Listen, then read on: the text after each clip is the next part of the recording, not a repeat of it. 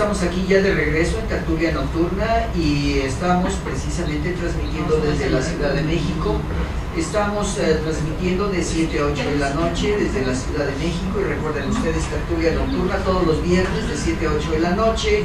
Y bueno, un servidor de ustedes, Carlos Jiménez, pues estábamos comentando precisamente algunos de los problemas que han sucedido a nivel internacional, sobre todo con la visita de Netanyahu.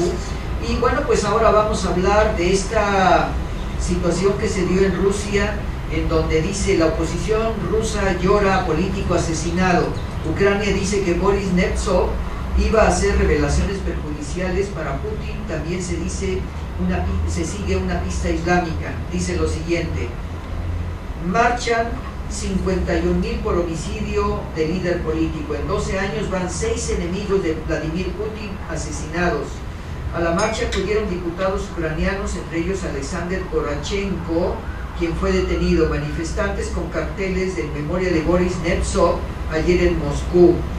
Y voy a mencionar algunos de los que han sido asesinados. Boris Nemtsov fue asesinado el pasado viernes y se convirtió en un feroz crítico de Vladimir Putin. Natalia Stemirova fue secuestrada en su casa el 15 de julio de 2009 y hallada muerta horas después. Antes de su muerte denunció que chechenos fueron acribillados y vestidos como islamistas. Alexander Litvinenko murió el 23 de noviembre de 2006 envenenado días después de una reunión con un ex compañero y funcionario ruso. Ana Politkovaya, la reportera de la revista Novaya Gazeta, fue asesinada a tiros en el elevador de su vivienda el 7 de octubre de 2006. Iba a publicar un trabajo sobre atrocidades cometidas en Chechenia. Sergei Yusenkov, el diputado opositor, fue abatido por sicarios el 17 de abril de 2003. Su homicidio está vinculado a las pruebas que recibió sobre la implicación del servicio secreto en atentados en territorio ruso atribuidos a extremistas chechenos. Sergei Magnitsky, el abogado, murió en noviembre de 2009 mientras esperaba juicio en una cárcel rusa después de meses de torturas y malos tratos. Había denunciado un fraude fiscal que salpicaba a altos funcionarios del gobierno ruso. Las autoridades crearon un clima de odio, enemistad y persecución al tachar de traidor a la oposición. Todo no podía acabar de otra manera. Ilya Yashin, amigo de Boris Nemtsov, es un asesinato político destinado a asustar a la población o a la parte de la población que apoyaba a Nemtsov y no estaba de acuerdo con el gobierno. Bueno, pues así se las gastan en la política en varios lugares del mundo, y vemos fotografías del cadáver del personaje ya que andaba caminando sobre una de las avenidas en el corazón de Moscú. Alemania avala prórroga plazo de pago deuda griega. En Atenas, Tsipras dice que buscará reducción de adeudos. Simpatizantes del Partido Comunista Griego se manifestaron anoche en Atenas contra el acuerdo del gobierno de acreedores. El rol de Alemania en el mundo. Luego de un año de trabajo, el ministro federal de Relaciones Exteriores de Alemania, Frank-Walter Steiner, anunció que esta semana el resultado del proceso de la revisión política del denominado Review de 2004. Grecia, el precio de la realidad. La Unión Monetaria Europea ha superado una nueva crisis. No será la última, pero sí ha sido muy importante, porque estas últimas semanas se han dado un paso gigante de la estabilidad y permanencia del euro. Se ha confirmado que es el euro mucho más que un área de libre cambio a un sistema de tipos de cambios fijos. Plantea Atenas extender rescate. Ministro alemán de Finanzas pide que lo amplíen por 4 meses. El ministro de Finanzas de Alemania, Wolfgang Schäuble, instó ayer al nuevo gobierno griego a utilizar una extensión de 4 meses en un rescate financiero. Bolsas atenderán esta semana a la Federación. Alemania aprobó la extensión del plan de rescate de Grecia. La primera semana de marzo, la atención de los mercados internacionales estará puesta en la intervención de los miembros de la Reserva Federal Alemana. Y pasamos a Argentina, donde pues la presidenta argentina Cristina Kirchner pues está metida en un problema muy serio, ya que se han hecho aclaraciones en los últimos días, aunque voy a leer prácticamente el periódico periódico del día de ayer, 5 de marzo de 2015, dice: al morir Nisman estaba en estado de ebriez. Bueno, pues hoy en la mañana escuchamos una versión de la esposa de Nisman, quien dice que la necropsia que se aplicó no encontraron un solo resto de alcohol en el cuerpo del personaje, pero además en las manos de él, ya que se está atribuyendo el suicidio de este personaje, que no tienen ninguna huella precisamente de pólvora. Dice: revela los resultados del examen toxicológico realizado al fiscal argentino. Había en su casa una botella de vodka importada a medio consumir, pero eso no quiere decir que la botella que tenga la mitad de contenido no quiere decir que él haya estado tomando. Manifestantes piden justicia en el caso del fallecido fiscal Alberto Nisman. En esta imagen, el pasado del 26 de enero, el cuerpo del fiscal Nisman poseía unos 73 gramos de alcohol por litro de sangre, según determinó un estudio realizado al cuerpo médico, informó ayer el ministro de Justicia. Bueno, pues horas después se desmintió el hecho, diciendo que no tenía elemento de alcohol sanguíneo. Investigación en Argentina. Citan a declarar a la supuesta novia del fiscal Alberto Nisman. Indagan si Florencia Cocucci, de 25 años, tuvo una relación sentimental con el juez.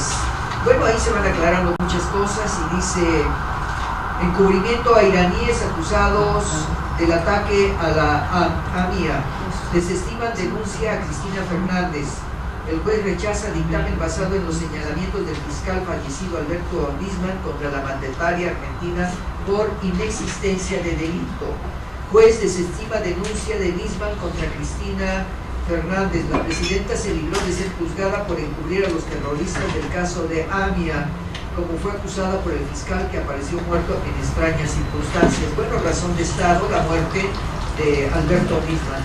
Sin embargo, en el periódico Excelsior del martes 3 de marzo aparece en la sección global una serie de fotografías. Dice: abierto los archivos del atentado de 1994, el gobierno de Cristina Fernández negó opacidad en la investigación del ataque de AMIA en Buenos Aires.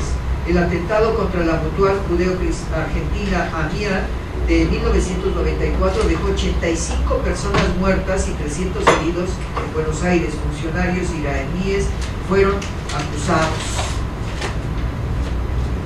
Y pasamos a las noticias también internacionales sobre Siria.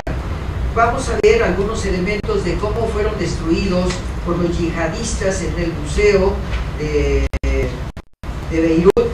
Pues algunos de los acontecimientos más serios. Ya son 220 cristianos secuestrados por el Estado Islámico. Activistas dijeron que 70 personas han muerto en los combates de los últimos 3 días en la región. Los yihadistas destruyen estatuas del siglo VII a.C. Bueno, y esto verdaderamente es un absurdo, porque vemos cómo derriban con mazos, con algunos taladros, y cómo empujan las estatuas en algunos de los elementos colocados en el museo. Un video muestra a los extremistas rompiendo esculturas en el Museo de Mosul, donde también quemaron una librería. En el video publicado se aprecian las estatuas identificadas como antigüedad del siglo VII a.C. de la época siria, derribadas y destruidas a golpe de martillo. Un hombre que aparece en las imágenes dice que fueron destruidas porque fomentan la idolatría.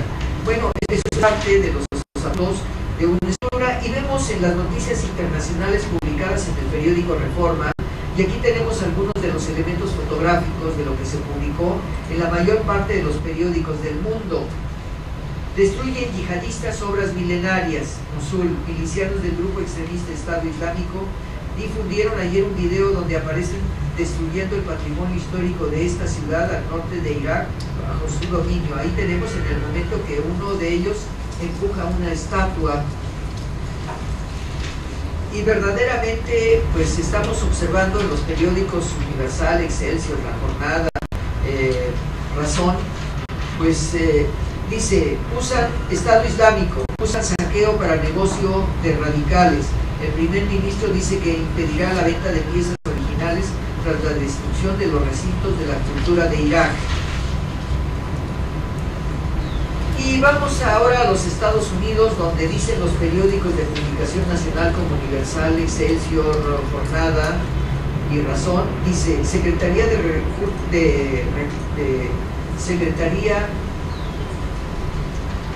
dice, pide a Estados Unidos investigar asesinatos de 3 mexicanos. La Cancillería mexicana, la Secretaría de Relaciones Exteriores dice, Cancillería asegura que los casos no pueden verse de manera aislada. Con nota diplomática demanda apoyar indagatoria al Departamento de Justicia. El pasado 10 de febrero se difundió un video en las redes sociales que mostraban cómo 3 policías del Paso, en Washington, le disparaban a Antonio Zambrano, de 35 años y originario de Michoacán, quien no portaba armas, y supuestamente por decir que estaba arrojando piedras sobre